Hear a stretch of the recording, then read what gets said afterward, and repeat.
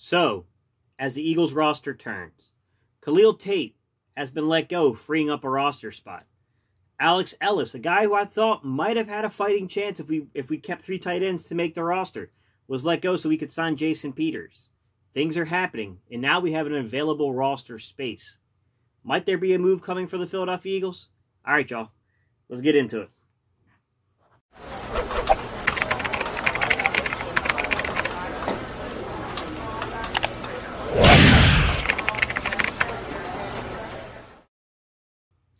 What's up, Eagles Nation? What's going on, NFL world? How you doing, division rivals? This is Stephen Hyder with Gate City Sports Channel, the sports channel where the cerebral NFL fan comes for about 10 minutes of daily content. Good morning, good afternoon, or good evening, whenever it is you get around to watching this. Once again, guys, my name is Stephen Hyder, and this is Gate City Sports Channel.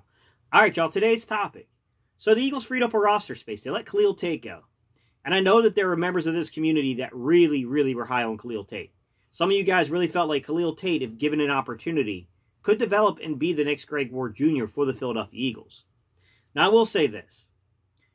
I was always a little iffy on that just because it took Greg Ward Jr., let's be real, like 3.5 seasons to get in and contribute.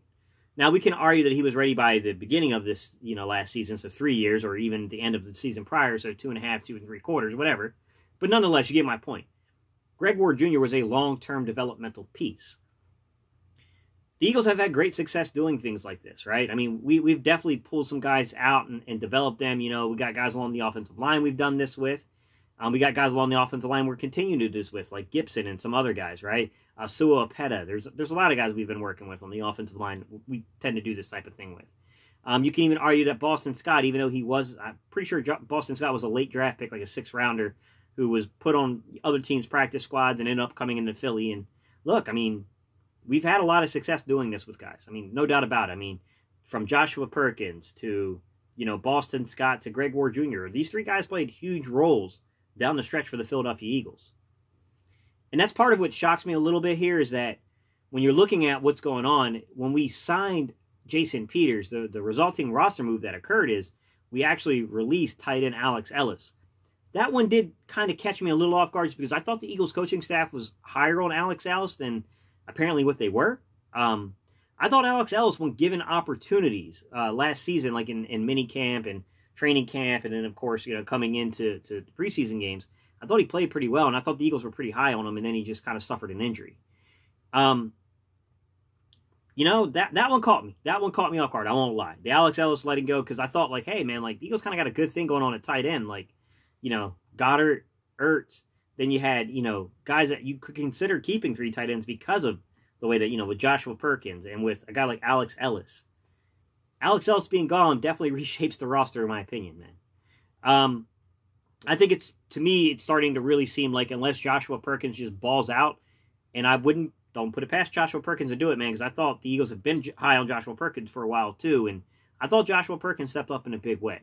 So I wouldn't put it past him to use some of that flexibility he has as a guy who can play tight end and wide receiver to kind of influence those late roster decisions. And I also think that Joshua Perkins is probably a guy who you could get a lot of quality special teams play out of.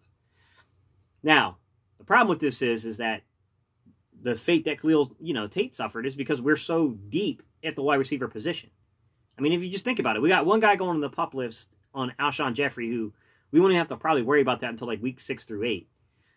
But past that, I mean, you got Deshaun Jackson, you got Marquise Goodwin, 2 veteran guys with great speed that can break games open. You got to always pay attention to where they are on the field. We spent a 1st-round pick, right, on Jalen Reagor. You got a 2nd-round pick in J.J. Arcega-Whiteside already out there. That's 4 guys right there. You got John Hightower, who I know this organization is high on. You got Greg Ward Jr., who contributed in a major way last year. And then you got your 7th guy to me, which would be Quez Watkins, who I think you can interchange 5, 6, and 7. It's not in any particular order in that back end part, guys. You got Quez Watkins. And then you still have Manasseh Bailey, the undrafted rookie free agent out of Morgan State. Honestly, I thought if he, if he wasn't playing in an HBCU school, I'm just going to be honest about things, guys, I think he would have gotten much more publicity. I do think that's one of the focus I want to do here on my channel, especially a guy living in Greensboro, North Carolina, where NC-A&T kind of really, NC-A&T and that school really kind of runs this city. I mean, I do think that that's one of the things I'd like to focus on here more is when I do film breakdowns, especially when it comes around draft season. I want to give a little more love and a little more attention to the HBCU schools and the prospects there, because you got guys like Tariq Cohen and a lot of guys in the league that did come out of these schools, and a lot of people don't know them. All right, what do I think is going to happen with this open roster spot? My gut instinct, guys, says pay attention to Nigel Bradham. That's my gut instinct. Pay attention to Nigel Bradham. I'm not thrilled about that signing myself, guys, but I'm just telling you, I know how the Eagles stink, and I know that we signed Jatavis Brown, but I also know Jatavis Brown does not know this defense. He doesn't know the scheme. And Jatavis Brown, even though I thought he played really well in 2017, he was on a downward trend in 2018 and 2019. He just didn't look the same.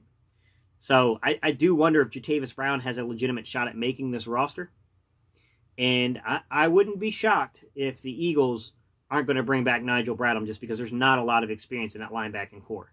And I know that the Nigel Brown we had in 2017 is not the same guy we had last year in 2019. I agree, guys. Like, there are two different players there. Age had seemed to start catching up to Nigel Bradham, and he just wasn't the same impactful player. And the amount of times that we drop back into a sticks defense and Nigel Bradham missed a tackle, guys, I'm there. Because there was a lot of times a sticks defense concept would have worked if Nigel Bradham had the athleticism to step up and make a play, and he couldn't do it. So I'm there with you. I get it. But he also has way more experience, and I thought the sticking point with Nigel Bradham was solely based upon the fact that we weren't very willing to pay that like $8 million or so for Nigel Bradham. We weren't going to give him a contract like that. I think now that he's been out there for a long time and he can truly see that the value's not there for him, he's not going to get that kind of contract. Now I think you can see him come back on a Jason Peters-like deal, especially if he genuinely enjoys being in Philadelphia. Now I'll tell you, just for full transparency, guys, I always try to keep it 100% real. Nigel Bradham did fall out of favor with this organization a little bit. We all know about like the weird thing of missing a game in the preseason, and apparently he caused some ruckus down in Miami one time or something like that. Like, I know that there were some things that caused Nigel Bradham to lose a little favor with the front office. But at the end of the day, it's football. And you got to put football players on the football team, and you got a guy out there that knows your system, he knows your scheme. Like, I hate to say it, guys, my gut instinct says pay attention to Nigel Bradham. I could be wrong. There's some other ways Eagles could go. I could see the Eagles going pass rusher. I can see them going at defensive end and going and getting a guy. My problem with that is you got a lot of young guys, right? We got 3 guys we invested 4th-round picks on. I've covered this thoroughly, right? You got Sweat, you got Jannard Avery that we traded away a 4th-round pick to go get, and then you got Miller. You got Miller coming out from Penn State that we spent a 4th-round pick on the year prior. So I honestly think you got to give those 3 guys an opportunity to fill the roles, right? Joshua Sweat is your 3rd defensive end now, being that main guy coming off the bench. Jannard Avery being that 4th guy, and then Sharif Miller being your 5th. Now, I could definitely understand the aspect of, like, Gate, man, like, that's as unproven as what you got going on at linebacker, so maybe it is a defensive end. Yeah, but at least at the defensive end, you still got, Barnett, and you still got Nigel Brown. You still got Barnett, and you still got Brandon Graham. So at least you do have experience out there, even though I'm a little iffy on that too. I mean, Derek Barnett's got a lot to prove. I do think Derek Barnett has talent. He does have a lot to prove. He's got to stay on the field this year. And he's got to produce. But there are very few guys in the league that can bend the corner and can bend the edge the way that Derek Barnett does. So I do have some confidence in Derek Barnett. Outside of defensive end, there was some rumblings and some rumors going on last week that, the big signing could have been a wide receiver. Guys, I don't see it just because I've already documented just how many young guys we have. And it just seems like because of the cap implications of signing a quarterback and making that quarterback your highest paid player going forward, after the season he becomes the highest paid player, now you got to make the talent around him somewhat cheaper, but, still decent. You can only do that through draft picks and younger guys. You're not going to get it through, bringing in veteran guys who can go contribute right away. Like, it's not the way it's going to work, guys. Let's just be real. I look at that situation, we spent a lot of money in the trenches and a lot of money on the quarterbacks. That has implications for the rest of your roster. That's the way, every team has a philosophy. That's our team's philosophy, is to build from the trenches out.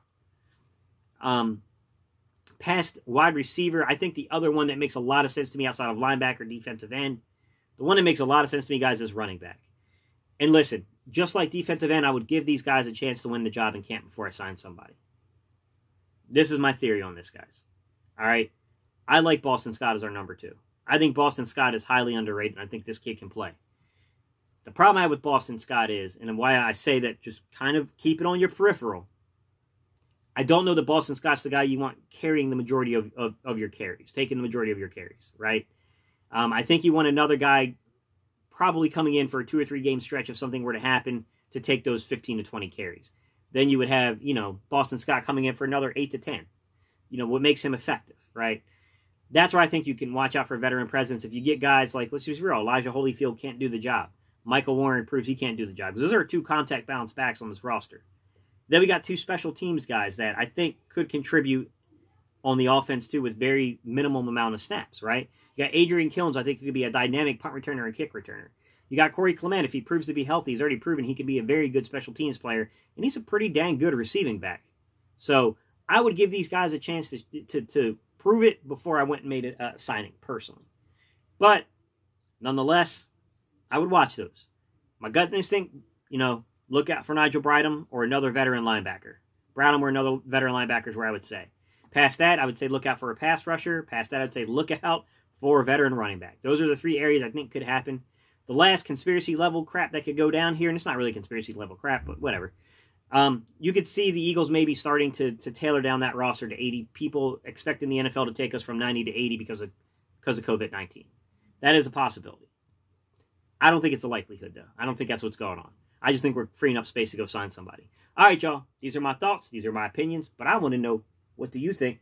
All right, guys. Leave your comments down below. I want to know what you guys think because some of you might have intel and information I don't have, and I would like to know. All right, y'all. Tell me down below. You know how we end these videos, guys. E-A-G-L-E-S. All right, y'all. Let's go, Eagles.